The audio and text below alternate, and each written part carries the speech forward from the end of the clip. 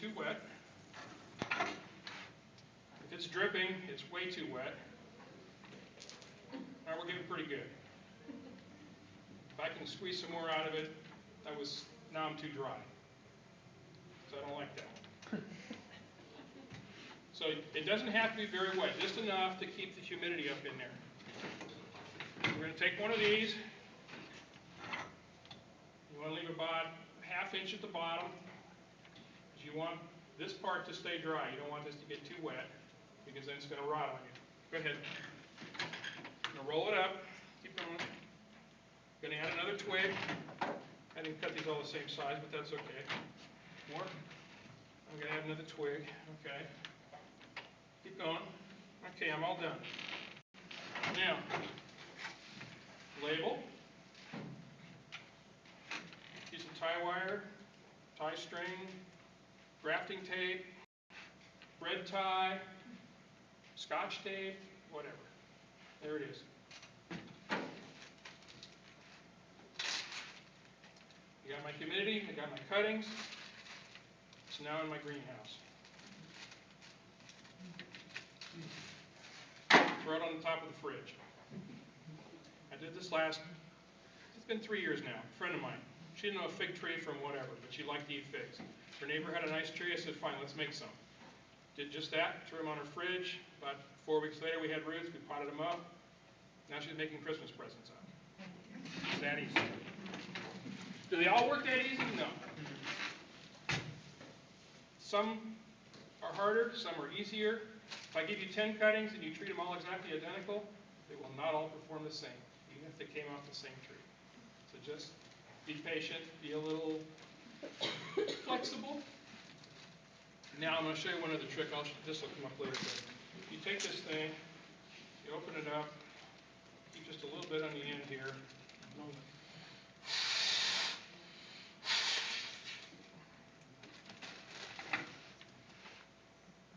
Fresh air. Now you think that's maybe not fresh, but it's fresh enough. If you get this thing packed down real tight, you have no air. It's going to spoil. It's going to rot.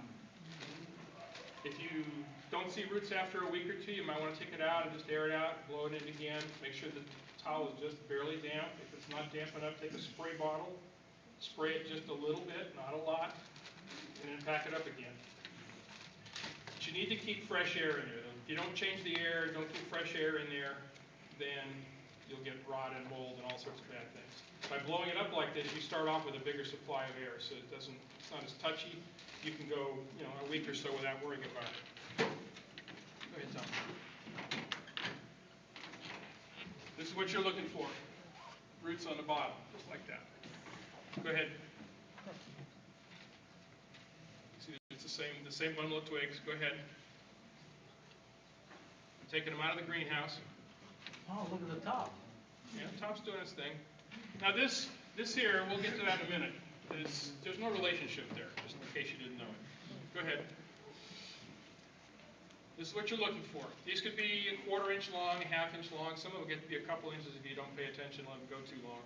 Some won't want to get that long to start with. So. Will it hurt if they get longer? No. It makes it a little harder to pot them up later if you have lots on there. But you can do this on top of your fridge. You got nice heat coming off the back of your fridge.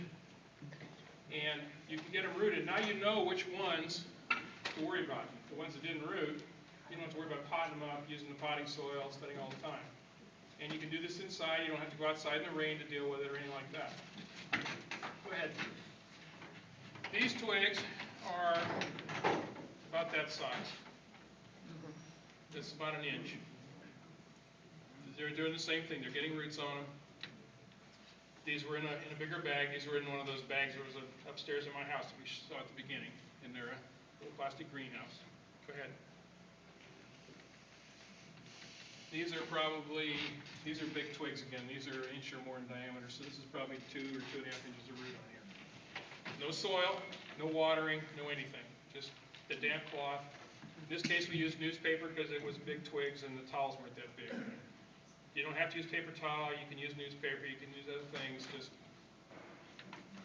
There's some flexibility there. There's nothing nothing magic about it. It's just a You're way to not- get the moisture in. You're not adding any moisture down the road, just letting it create its own humidity. Okay. There's more roots. Go ahead. Greenhouse. These are $5.99 at Smart and Final. I think they're 6 or 7 at Home Depot, maybe. Just about everybody in town somewhere has these things. You can put about 20 of these cups. These came from Smart and Final. These are, I think, 20 ounces, something like that. They're also available like Restaurant Depot, places like that. If you can kiss up to somebody at Starbucks, you can probably get them from there for a small fee. Some of them don't like to give them out, so. But they're out there somewhere. And we're going to put them in here and get about 20 in there. Go ahead, Tom. Yes, everything that you garden in has got to have holes in it. When you're reading cuttings, when you get your 1-gallon pot, your 5-gallon pot, your 10-gallon pot, it's got to have holes. This is a piece of hardware cloth or screen, or what do you call it? These are about 1/2-inch squares. This is 1x2 from Home Depot. They're like $1 for an 8-foot piece. Just cut them up, turn them on edge, get some roofing nails, nail them on, or a staple gun, or whatever. It doesn't make that much difference. This is about 1.5 inches across here. We're going to put that in the bottom of our greenhouse, our packing crate. So when we water these things, we're going to want the water to go through the bottom. We don't want these sitting in the water. If they sit in the water, you're toast. Go ahead. Now we got this thing. Take our twigs out of our greenhouse. We unwrap them. If we know what we're doing. Okay, it's got roots on it, so we're going to be a little careful about peeling the paper off of it. It's kind of dark, so. We're going to take that root cutting. We're going to put a little bit of perlite in the bottom. Put the cutting in and fill it up. Now, if you haven't seen perlite, this is perlite plus some other stuff. The white stuff is the perlite.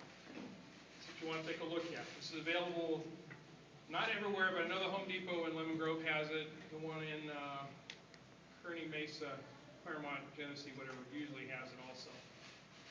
Strong's on Friars has it also. About $19.95 for the large pack. Yeah, it's getting a little pricey. Small amounts you can buy at City Farmers Okay. For like $3 or something. The point of the perlite is to keep you from getting the thing too wet. It provides some stability for the roots to grow in. It holds a little bit of moisture. I sometimes add a little vermiculite to hold moisture. In this particular bag of stuff, I'm doing something different, so I've got some compost in there, which will also hold moisture. But it's maybe like 5 or 10% is all. You don't need to hold much moisture. If you get too much stuff in there, and it all packs down and gets solid, you get no air. And then you lose your roots again. So you want to keep it open and loose.